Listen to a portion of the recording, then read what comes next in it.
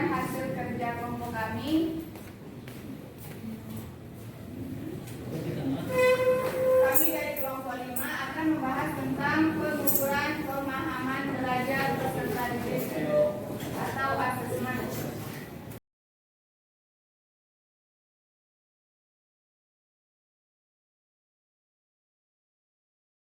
Materi pertama akan disampaikan oleh Anissa Sida. Silakan.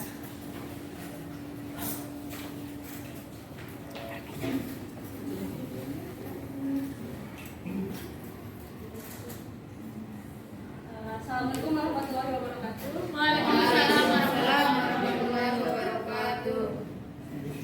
Pertama kita akan membaca dulu kasusnya yang di ruang kolaborasi.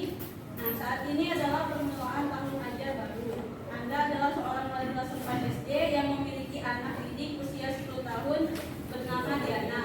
Wali kelas 3-nya mengeluhkan dinamika bersekolah Diana kepada Anda. Guru wali kelas tersebut mengatakan nilainya jauh tertinggal dari teman-teman lainnya di kelasnya. Diana juga kurang baik dalam mengerjakan pekerjaan rumahnya selama PJJ kemarin. Bahkan pihak wali kelas mengatakan bahwa ia khawatir dengan tuntutan yang semakin tinggi di kelas 4 di pelajaran IPA, bahasa, dan IPS yang membutuhkan banyak bacaan. Diana seringkali tidak menyelesaikan tugas-tugas yang diberikan dan ulangannya menunjukkan nilai buruk. Namun demikian, ketika materi, tugas, dan ulangan tersebut diulangi secara lisan dan individual, Diana dapat menjawabnya. Nah, berdasarkan tujuan pembelajaran yang ada, kita akan membahas 3 pertanyaan yang ada di situ. Saya akan membahas pertanyaan pertama mengenai bagaimana cara melakukan asesmen terhadap Diana. Pertama kita lihat dulu bagaimana karakteristik dari Diana ini. Nah, yang pertama kita lihat dia itu di situ di kasusnya itu sudah terlihat kekurangannya, dia itu kurang mampu menyampaikan secara lisan dan rendahnya kemampuannya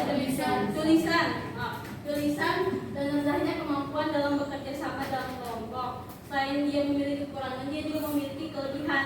Kelebihannya yaitu terampil dan mampu mengungkapkan pengetahuan melalui lisan dan secara langsung, di mana di kasus ini terlihat ketika wali kelas 4-nya mengulang kembali ketika materi, tugas, dan ulangan tersebut diulang kembali secara lisan dan individual. Nah, adapun solusi yang kami berikan di sini yaitu menyusun asesmennya ini sesuai dengan karakteristik Diana ini. Nah, kami memilih solusi untuk memberikan asesmen pada awal pembelajaran dan juga pada selama proses pembelajaran berlangsung. Nah, untuk nomor 2, saya kembalikan lagi ke moderator.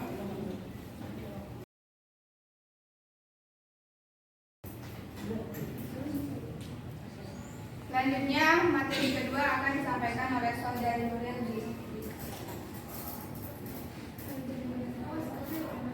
Bismillahirrahmanirrahim. Assalamualaikum warahmatullahi wabarakatuh. Waalaikumsalam warahmatullahi wabarakatuh. Baiklah, di sini saya akan menjawab pertanyaan kedua, yaitu tentang bagaimanakah jenis asesmen, apakah yang akan Anda lakukan atau Anda berikan kepada siswa tersebut atau si Diana ini berdasarkan dari kasus tersebut, disertakan dengan bagaimana pertimbangan saya kenapa saya memberikan asesmen tersebut. Nah, di sini jika kita lihat dari kehidupan kita sehari-hari, tentu banyak sekali kita temukan kasus semacam ini. Tidak hanya kita temui dalam kasus ini saja, tentu teman-teman semua sudah menemukan ini semua ketika teman-teman semua menjadi seorang peserta didik. Tapi namun di sini kan ada yang belum mengajar, jadinya kita akan menemukannya itu mungkin dari pemaparan guru secara langsung, ataupun kita menemukannya baik dari kasus seperti ini atau mungkin kasus yang ada di lapangan. Nah, di sini seperti yang dijelaskan oleh Saudari Anissa tadi, bahwa Diana ini itu memiliki kekurangan dalam kemampuan menyampaikan atau menjawab asesmen secara tertulis. Jadinya apalagi ditambah dengan sekolah atau PJJ yang dilaksanakan itu memberikan nilai, memberikan dampak berupa nilai yang istilahnya rendah gitu. Nah, adapun di sini pertama kita harus mengetahui kelebihan dan kekurangan dari Diana ini. Diana ini jika kita lihat dari konteks kasus yang diberikan, di sana Diana telah mampu menyampaikan atau memberikan jawaban secara individual dengan baik. Nah, jika kita lihat dari kata individual ini, otomatis Diana ini dia tuh lebih mampu menyampaikan jawabannya secara lisan atau perorangan, istilahnya tidak dalam grup berkelompok. Jadi asesmen yang kami pilih di sini yang akan kami berikan kepada Diana yaitu performance assessment.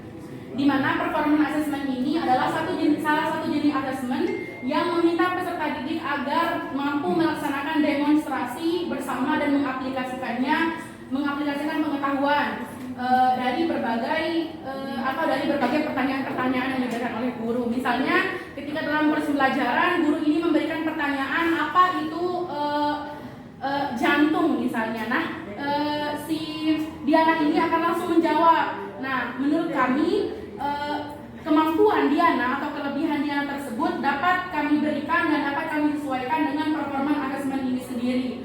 Di mana asesmen ini itu bertujuan untuk performance assessment ini merupakan penilaian yang dilaksanakan oleh penilai atau guru berdasarkan apa yang dilihat oleh guru secara langsung atau secara real. Jadinya aktivitas siswa, interaksi siswa itu menjadi faktor pendukung dalam performance assessment ini sendiri. Nah, penilaian ini juga berdasarkan dari hasil pengamatan dari guru sendiri. Bagaimana sih aktivitas dari Diana ini sendiri? Sehingga menurut kami, apabila kami melihat dari karakteristik peserta didik semacam Diana ini, maka dapat kita persiapkan sebuah asesmennya itu performance assessment itu sendiri untuk menilai aktivitas dan interaksi dari Diana ini. Pertimbangan kami yaitu jika kami melihat dari yang saya jelaskan tadi yaitu kemampuan dan kelemahan dari Diana ini, di mana Diana lebih cenderung untuk mampu menjawab pertanyaan secara lisan dan individual atau langsung menjawab pertanyaan yang diberikan oleh guru. Tapi Diana ini kurang dalam kemampuan menjawab soal secara tulis. Mungkin itu saja, saya kembalikan ke moderator.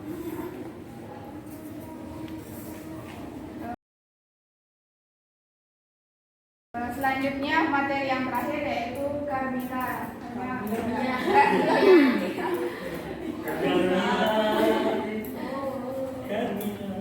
Oke, bismillahirrahmanirrahim. Assalamualaikum warahmatullahi wabarakatuh. Waalaikumsalam warahmatullahi wabarakatuh.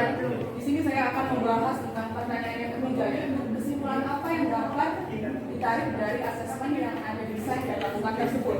Nah, yang pertama ya kesimpulannya itu kita harus mengenal karakteristik dari peserta didik tersebut, yaitu Diana, di mana asesmen harus dilakukan dengan memperhatikan dan mempertimbangkan karakteristik dari peserta didik. Nah, Diana ini yang seperti dikatakan dari teman-teman saya tadi, yaitu Diana itu lemah dalam mengerjakan atau membuat pekerjaan secara lisan, tetapi dia mampu melakukan suatu tugas ketika dia melakukan interaksi langsung dengan peserta didik lain ataupun dengan pendidik. Nah, sehingga pada kasus Diana ini lebih condong memiliki gaya belajar yaitu auditori, sehingga guru harus memberikan asesmen yang sesuai dengan kemampuan Diana, yaitu performance assessment, di mana dalam performance assessment ini lebih menitik beratkan pada kinerja peserta didik, di mana Diana itu terlibat aktif dalam proses pembelajaran, di mana guru harus memberikan umpan balik terhadap Diana dalam proses pembelajaran.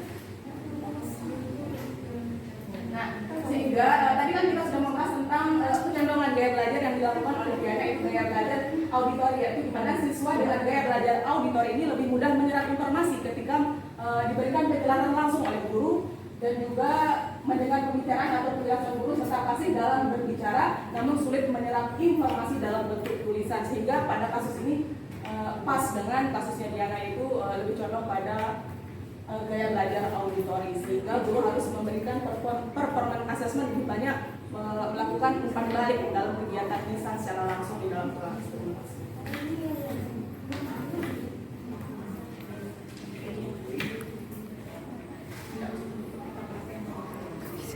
Baik, itulah tadi pemaparan materi dari kelompok kami. Sekarang kami akan membuka sesi tanya jawab.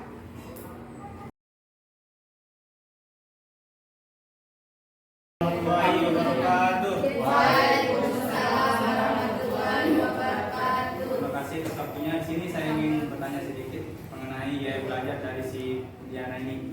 Tadi kan yang kelompok kalian paparkan yaitu tentang gaya belajar Diana itu gaya belajar auditori kan. Nah, condongnya. Nah, tapi pada kasus itu kan dia sekolah kayak belajar online PJJ. Nah, di situ kan juga dia mendapatkan auditori juga. Jadi apa alasan mendasar kalian memilih auditori? Sedangkan si Diana juga mendapatkan bisa juga belajar dengan auditori kan, karena mereka kan PJJ, ada audio. Jadi apa alasan kalian memilih ini? Padahal Diana juga mendapatkan hal tersebut. Sekian. Terima kasih atas pertanyaannya Saudara Alfandi.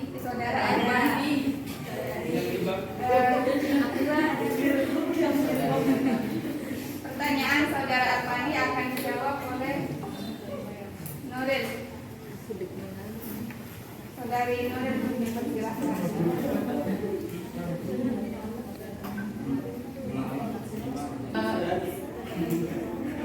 Oke.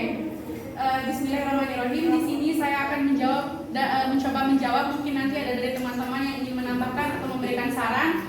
Kami membuka terhadap hal tersebut. Nah, di sini yang menjadi permasalahannya itu adalah apakah pertimbangan kami, kenapa kami mengatakan bahwa Diana ini memiliki gaya belajar auditori, sementara ini pembelajarannya itu menggunakan PJJ. Nah, di sini. Nah, dari kasus yang kami pahami itu pembelajaran PJJ ini tidak dilaksanakan atau tidak memunculkan pembelajaran secara interaktif, melainkan dalam kasus itu hanya disebutkan bahwa Diana ini diberikan tugas ketika pembelajaran PJJ, namun hasil atau nilai yang diperoleh Diana ini lebih rendah dibandingkan dengan ketika Diana menyampaikan jawaban secara langsung atau pemberian pertanyaan oleh guru yang dijawab dijawab secara langsung. Nah, mengapa kami mengambil auditori ini? Karena jika dilihat dari kasus tersebut, Diana ini lebih cenderung dia itu mampu mengungkapkan jawabannya secara lisan dan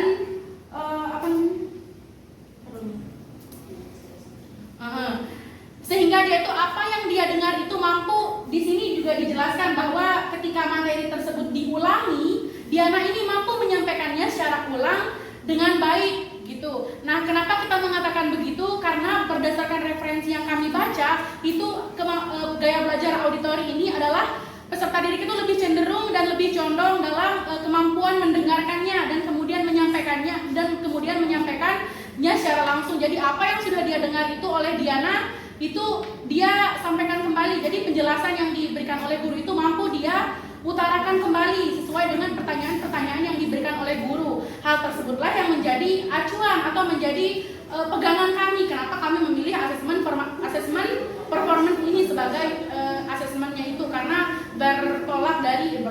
karena berangkat dari gaya belajar si Diana ini sendiri.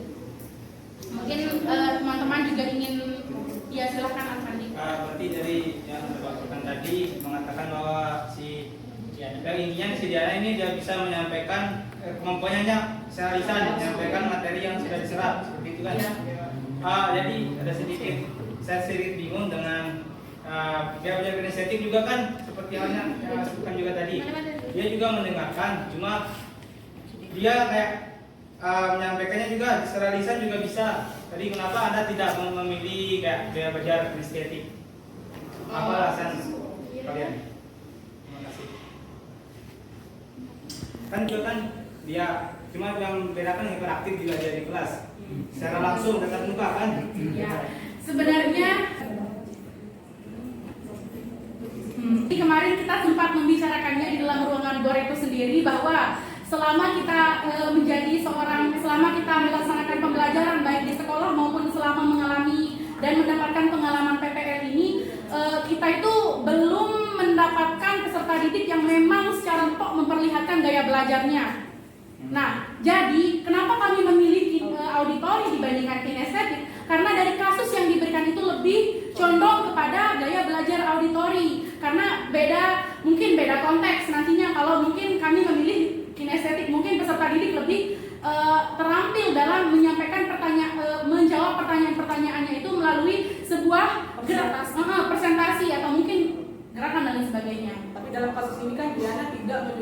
tidak teratur dalam melakukan presentasi atau bekerja secara kelompok, sehingga lebih contoh kepada gaya belajar auditori. Kami mengambil insight atau kalimatnya itu dari kata memberikan penjelasan secara lisan dan individual. Jadinya individual itu bisa kami artikan sebagai kemampuan bekerja sendiri atau istilahnya tidak dengan grupnya.